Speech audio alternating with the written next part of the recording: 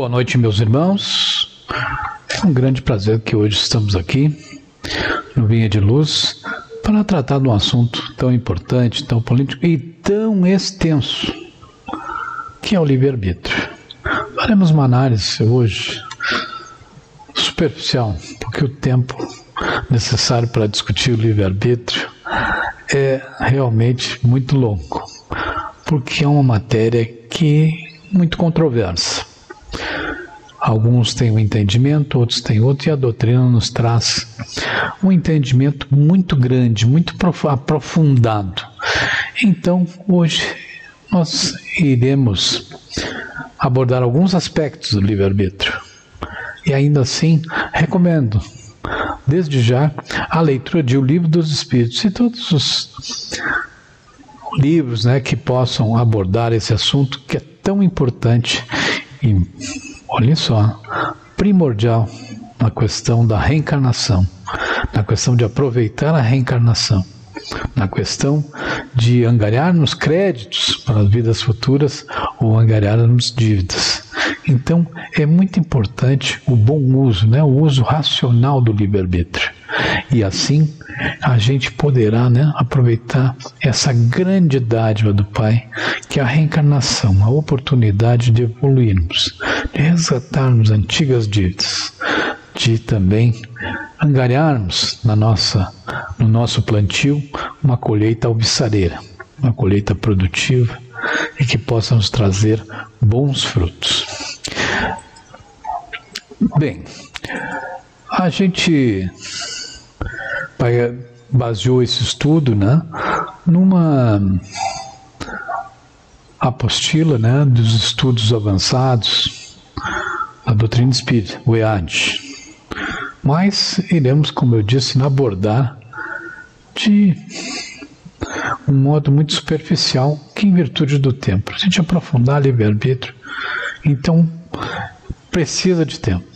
Mas a gente hoje vai tentar trazer o máximo possível de informação e, se o Pai permitir, ao final teremos muito ainda o que pensar, muitas dúvidas, muitas questões, muitas coisas a serem esclarecidas. Porque o Espiritismo é isso, é o questionamento, é o aprendizado constante. E quanto mais aprendemos, mais temos o que questionar, mais o que temos de acrescentar aos nossos conhecimentos. Pois bem, então, nós vamos começar falando que o livre-arbítrio está diretamente ligado à ética, à moral, à vontade, ao determinismo. Como assim ao determinismo? A gente vai ver que não existe o determinismo.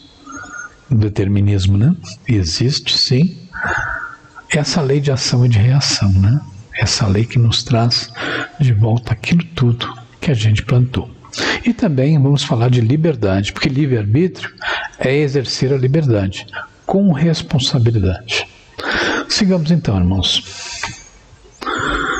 Primeiro de tudo, a gente tem que, como eu disse, tem que pensar, a gente tem que ver que é um assunto extenso, porque ele começa lá na pergunta 843 do Livro dos Espíritos, que nos diz: tem o homem livre-arbítrio de seus atos? Os Espíritos então nos respondem: pois que tem a liberdade de pensar, tem igualmente a de obrar. Olha só, sem o livre-arbítrio, o homem seria máquina. Isso é, nós temos a liberdade dos nossos atos, mas o que ele nos diz aqui também é que nós, nessa obra, temos responsabilidade pelos nossos atos também. A pergunta 844 nos diz: o homem goza de livre-arbítrio desde o nascimento? Perguntou Kardec, aos Espíritos. E os Espíritos respondem: há liberdade de agir desde que haja vontade de fazê-lo. E segue assim por diante, meus irmãos. O estudo de livre-arbítrio, determinismo, hora da morte, não hora da morte, o que o livre-arbítrio tem a ver com isso. Então eu recomendo esse estudo, Quem quer saber mais sobre o livre-arbítrio, lê da pergunta 843 de O Livro dos Espíritos até a 872, que vai ser a base da nossa exposição de hoje, porque a 872 é um grande resumo de tudo. Tanto, né, que os espíritos mesmo, né, eles falam que é um pequeno resumo, né, dos móveis, né, dos móveis humanos. Pois bem, então vamos começar conceituando o que é livre-arbítrio. Segundo a Wise, né, um dicionário muito famoso e um dos mais completos da língua portuguesa, nos diz que é a possibilidade de decidir e escolher em função da própria vontade, isenta de qualquer condicionamento, motivo ou causa determinante. A liberdade de agir está condicionada, portanto, à vontade. Os espíritos já tinham nos dito isso, né? Sigamos. Segundo a doutrina espírita, então, né, livre-arbítrio é a liberdade de fazer ou não fazer, de seguir tal ou tal caminho para o seu adiantamento, que é um dos atributos essenciais do espírito. Então, para o adiantamento do espírito, porque o espírito não vai retrogradar, né? Ele não vai voltar para trás, mas ele pode estagnar, né? Se não se dedicar na encarnação que lhe é presenteada à evolução, né? A esse subir degraus nessa escada, né? Em busca da perfeição, que é a finalidade principal das encarnações, né? Revisar antigas dívidas e também angariar créditos, né? Para que evolua enquanto espírito. Bem, sigamos. Mas a espiritualidade nos alerta que esse livre-arbítrio está ligado ao progresso, né, do espírito. E esse progresso espiritual, ele não é só intelectual. Quer dizer, o progresso do homem encarnado ou não, ele não é só intelectual, mas ele também é moral. E um tem que acompanhar o outro. Se há o progresso apenas da inteligência, certamente vai fazer falta o progresso moral.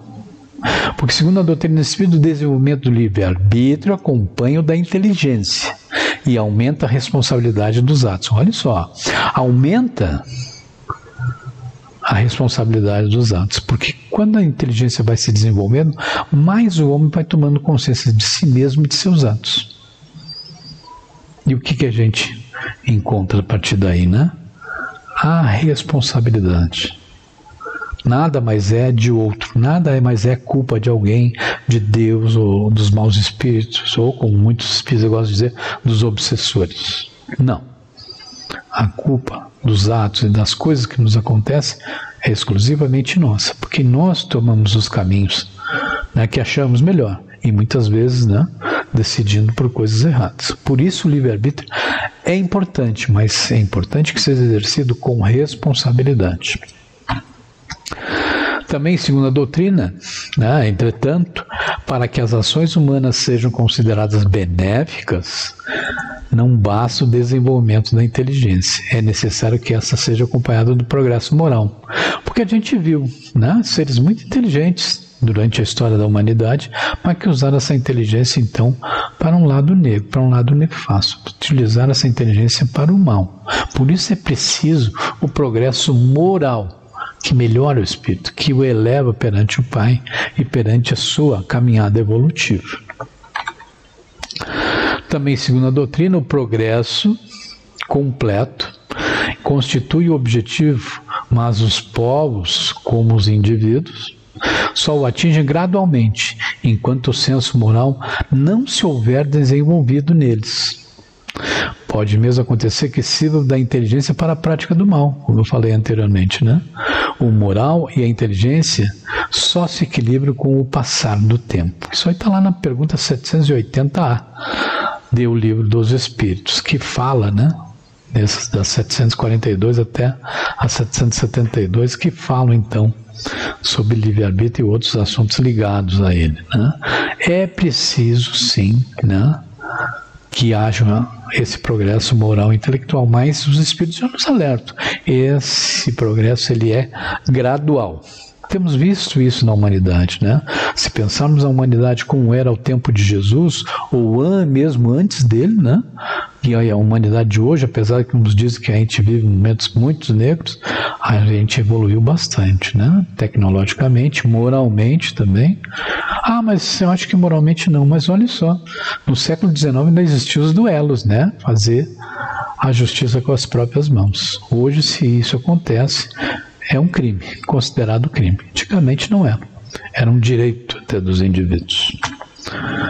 Qual a diferença entre os conceitos liberdade com ética e liberdade com moral? E aí? Essa é uma questão muito importante, né? E que a gente precisa, né, de todas as maneiras de secar, né? Precisa pensar, precisa refletir sobre isso. Então, olha só. Liberdade com ética, nos diz lá a nossa apostila. A autonomia de agir em função do que se quer e do que o outro espera que se faça. Vejam só. Né? Princípios que motivam o indivíduo a agir corretamente, porque ética é uma coisa mais individual. E a liberdade com moral é agir no bem, fazer aos outros o que queríamos que os outros nos fizessem. Isso é fazer o bem e não o mal. Isso é bons costumes. Na ética, são princípios que nos motivam, coisas individuais, né? A nossa ética, a nossa maneira de ver e de pensar e de se relacionar com os nossos irmãos. A moral é quase que uma lei geral. Né?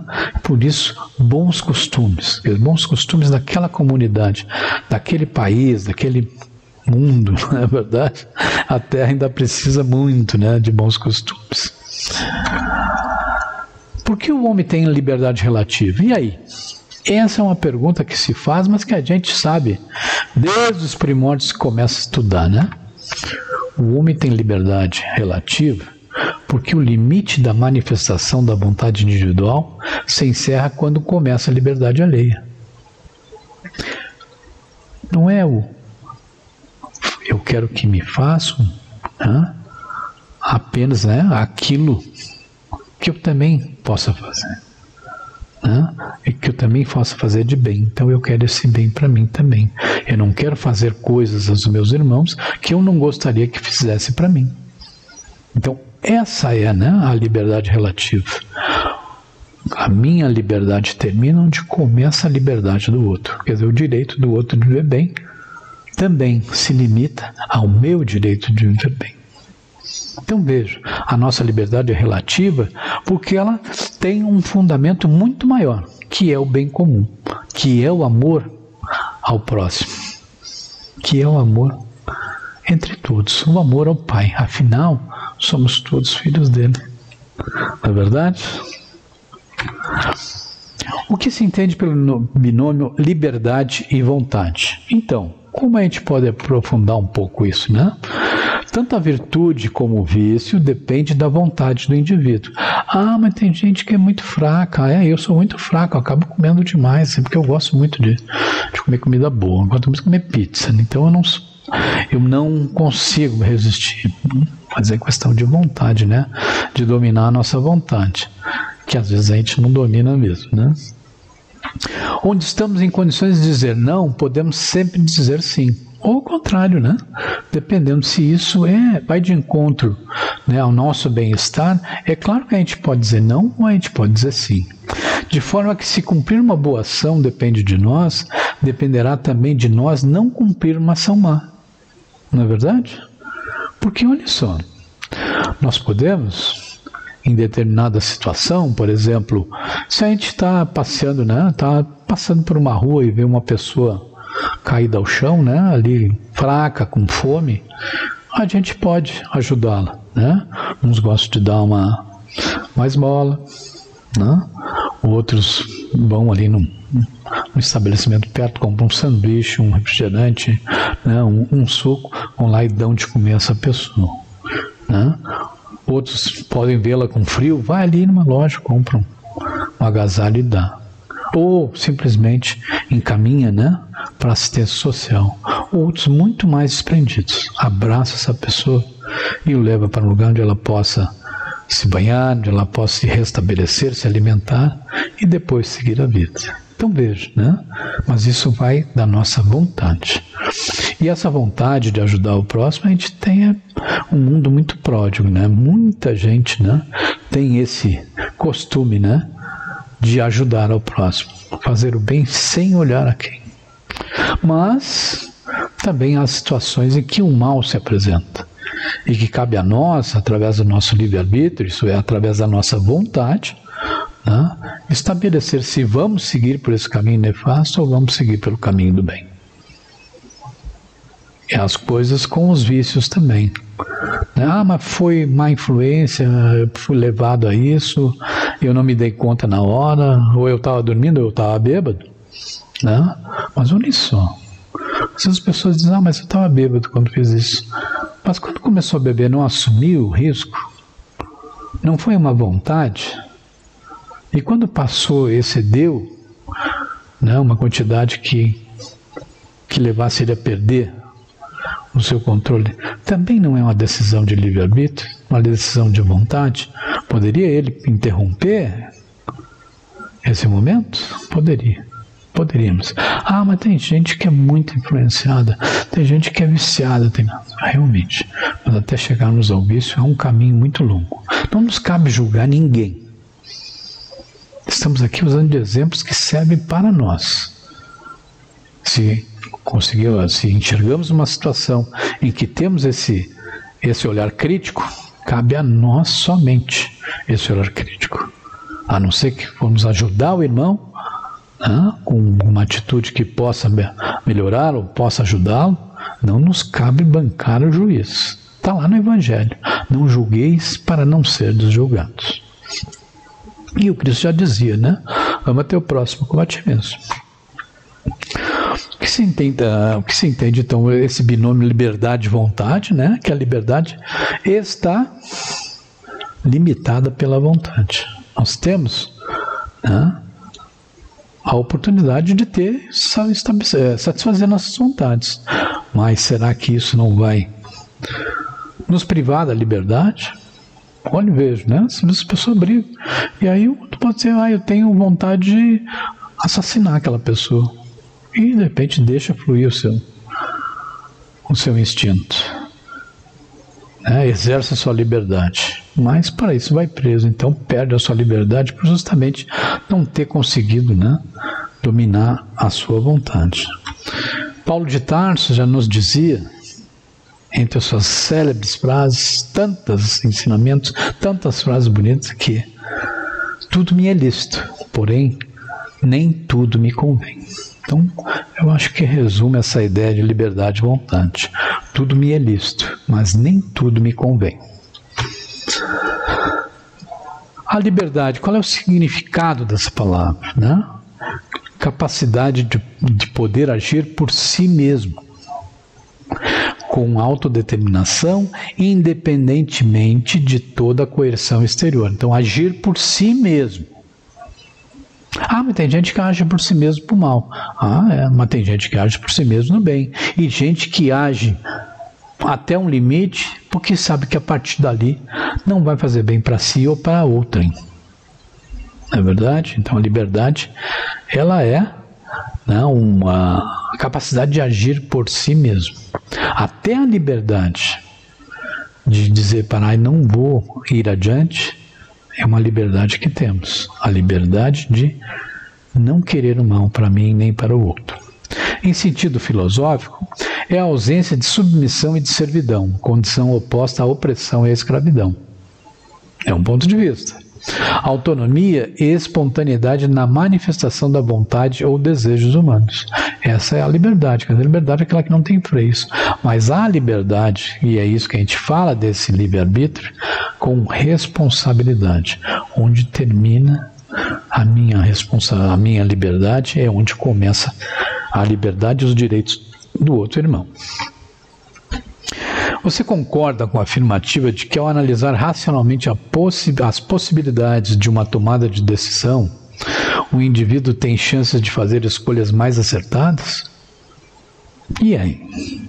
Será que a racionalidade, será que raciocinarmos antes de tomar alguma decisão ou algum caminho, isso pode nos aumentar as chances de fazer escolhas acertadas? Certamente, né? Kardec nos propôs isso com o Espiritismo, né? De sempre ter a razão como princípio fundamental de qualquer análise, de qualquer crença. Já nos falava de uma crença, a religião que era, né, uma fé raciocinada, quer dizer, não se basear em coisas fúteis, em coisas frágeis, como milagres, como acontecimentos, né, sobrenaturais e coisas, não. Tudo havia uma explicação para Kardec, e isso ele colocou nas obras básicas. Na Gênesis, falando, né, da parte científica, lá o livro dos médiuns, né, nos fala de fenômenos, né, que as pessoas tinham medo,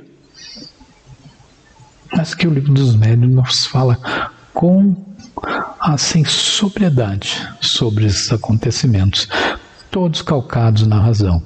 Kardec, estudioso que é um grande cientista, né, trouxe esse grande legado, né, que a espiritualidade certamente o intuiu, né, sobre a responsabilidade dos atos através da racionalidade. Então, claro, se a gente pensar bem antes de qualquer atitude, certamente temos maiores chances de fazer uma escolha acertada. Tem o intelecto prioridade sobre as paixões? É preciso, né, que a gente entenda o que é, né, a paixão. A vontade é o sentimento que incita alguém a atingir o fim proposto por essa faculdade.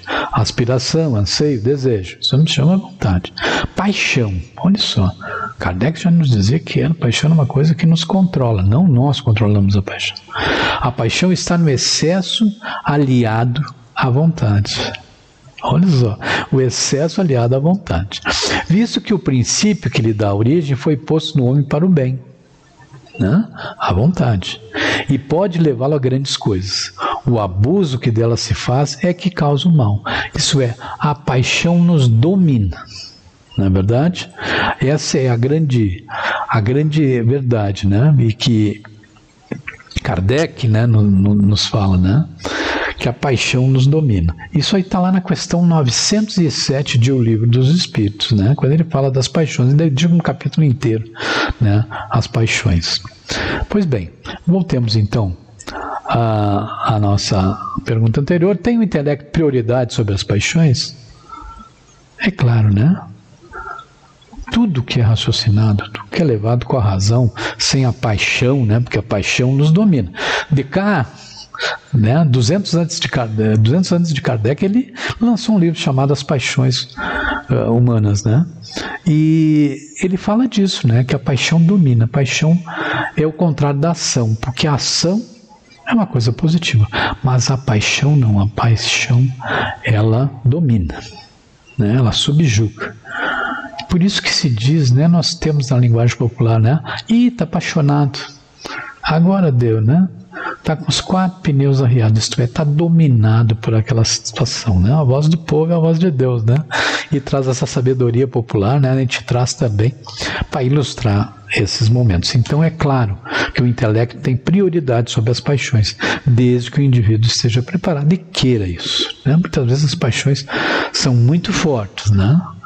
E o indivíduo até se faz assim de omisso e deixa a razão ser superada pela paixão, mas pensando direitinho, com responsabilidade, isso não vai acontecer, né?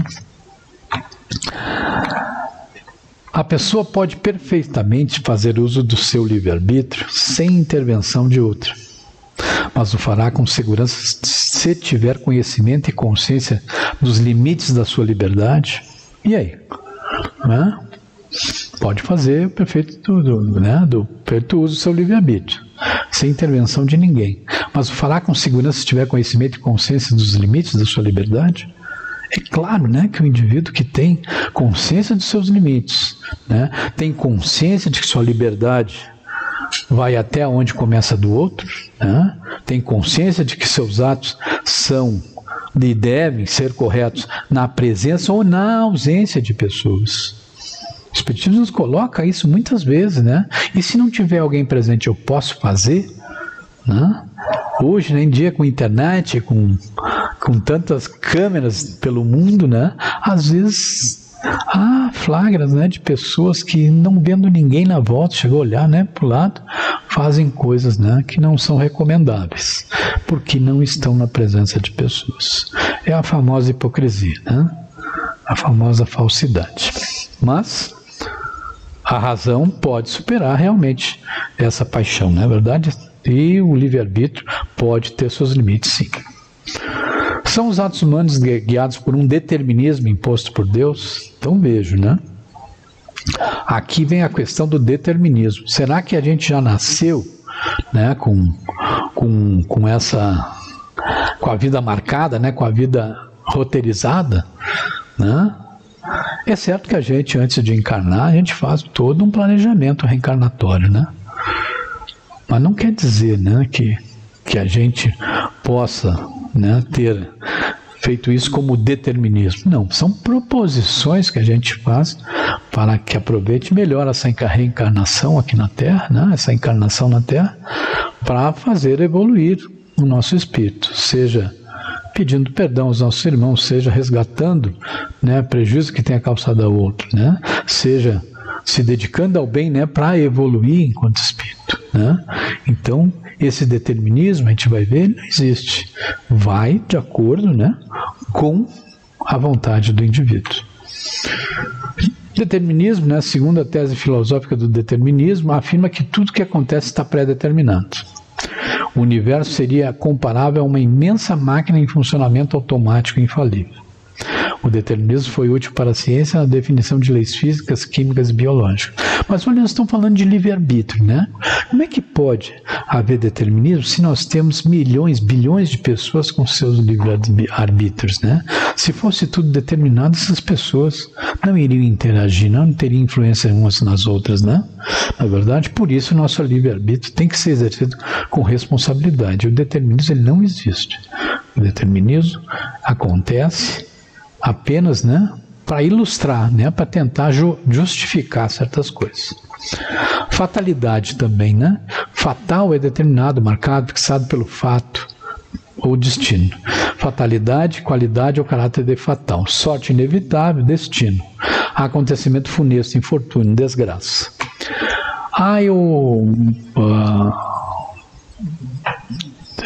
Acabou acontecendo, né, do acidente de carro, né? Foi uma fatalidade. Não, muitas vezes isso foi planejado, né? Ou então aconteceu por uma negligência, né? Por uma displicência de alguém, uma falta de cuidado, né? Mas não como fatalidade. Isso teria que acontecer.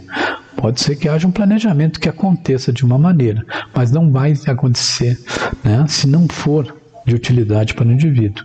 Ou então, se houve negligência, se houve algum descuido do indivíduo, né, coisa que ele vai ter que resgatar depois. Livre-arbítrio, então, a questão do livre-arbítrio pode ser resumida assim, que aí nós começamos, né, vamos terminar com a pergunta 872, que resume tudo isso. O homem não é fatalmente levado ao mal. Ponto. Estudamos isso, né? Agora há pouquinho, né? Vendo que a nossa liberdade, né, a nossa maneira de agir pode nos levar a essas fatalidades que são geradas pelos nossos próprios atos. Os atos que pratica não foram previamente determinados. Há um planejamento reencarnatório, mas nós temos, né, nós que o executamos, né, e devemos executá-lo da maneira melhor, sem prejudicar irmãos nem a nós mesmos. Os crimes que comete não resultam de uma sentença do destino. Não existe essa questão do destino dominar as nossas vidas. Nós podemos racionalmente dominar tudo o que acontece conosco, desde, né, que tenhamos essa racionalidade, né, estejamos no caminho do bem também. O livre-arbítrio, segundo a pergunta 872, ainda do Livro dos Espíritos, ele pode, como prova ou expiação, escolher uma existência em que seja arrastada ao crime. Olha só, como é complexo tudo isso. Quer pelo meio em que se ache colocado, quer pelas circunstâncias que sobrevenham, mas terá sempre a liberdade de agir ou não agir, isso é. Pede como prova vamos dizer, ser um assassino e ficar preso o resto da sua vida. Mas será que ele não pode lutar para não agir dessa maneira, não assassinar ninguém, né? E de repente ter uma prova ou outra de cessação da liberdade para compensar isso, sem prejudicar esse irmão que talvez vá assassinar, que talvez, né, ou quantas pessoas mais, né, um erro profissional, alguma coisa, que ele possa vir, né, ter essa prova expiação. Pode provar, né, expiar de outras maneiras. Assim, o livre-arbítrio existe na escolha da existência e das provas que o espírito elegeu no estado da erraticidade e na condição de encarnado na faculdade de ceder ou de resistir aos arrastamentos a que todos estamos voluntariamente submetidos. Olha, na faculdade de ceder ou não, de concordar ou não, de fazer ou não fazer, de aceitar ou não aceitar. Tudo depende dessa liberdade do indivíduo e do seu raciocínio. Isso é da razão, a razão sobrepujando a paixão, a razão sobrepujando todos os instintos maus do indivíduo, a razão sobrepujando as escolhas más. Porque vem disso no início, né? Que a gente viu numa questão ali, né? A razão, o homem raciocinando pode realmente aumentar as suas chances das melhores escolhas. A fatalidade, portanto, meus irmãos, né, está nos acontecimentos que se apresentam, né, por serem consequência da escolha feita pelo Espírito antes de encarnar. Então, essas fatalidades, na realidade, são fatos que foram escolhidos. Situações que nos propusemos a passar para que possamos, né, aproveitar essa encarnação para evoluir enquanto espíritos. Pode deixar de haver fatalidade no resultado de tais acontecimentos, visto depender do homem, pela sua prudência, modificar o curso das coisas. Viu? Prudência, né? Nunca há fatalidade nos atos da vida moral. Vejam só. É isso, né, que é um dos fundamentos do Espiritismo, que é a reencarnação, que nos faz refletir sobre isso, sobre o nosso livre-arbítrio, né? Nunca há fatalidade nos atos da vida normal. Nós temos o livre-arbítrio de nos envolver com esses atos, de dar o transcorrer desses atos. Mas certamente tudo isso, né, foi previamente planejado para a nossa reencarnação. E a reencarnação é a ferramenta da justiça divina que nos dá a oportunidade, como já disse várias vezes aqui, resgatar antigas dívidas, resgatar débitos que temos com nossos irmãos e também colher, plantar grandes frutos, grandes sementes, né, para que colhamos grandes frutos no futuro e até em outras encarnações também. O livre-arbítrio, meus irmãos, deve ser usado com responsabilidade, e nós sabemos disso. O livre-arbítrio pode ser a nossa ferramenta mais essencial para viver aqui na Terra a encarnação que tanto pedimos e planejamos. Mas ele tem que ser usado com responsabilidade, para que no futuro não tenhamos que planejar fatalidades para resgatar as nossas dívidas com os irmãos e com o Pai, que é misericordioso sempre, soberanamente justo e bom para conosco. Nós é que falhamos com ele. Exerçamos o nosso livre-arbítrio sempre com racionalidade e com parcimônia, e sempre com muito amor, pois o amor vai nos levar ao respeito ao próximo e ao respeito ao Pai. Muito obrigado, meus irmãos, e que tudo corra bem para nós sempre que exercermos o nosso livre-arbítrio. Deixando no final uma mensagem que liberdade é a condição essencial da perfectibilidade humana. Isso é, a nossa liberdade vai nos levar à perfeição um dia, e o nosso livre-arbítrio será harmonioso e perfeito. Estaremos sempre assim revestidos da melhor humanidade que possamos ter. Obrigado, meus irmãos, e até a próxima.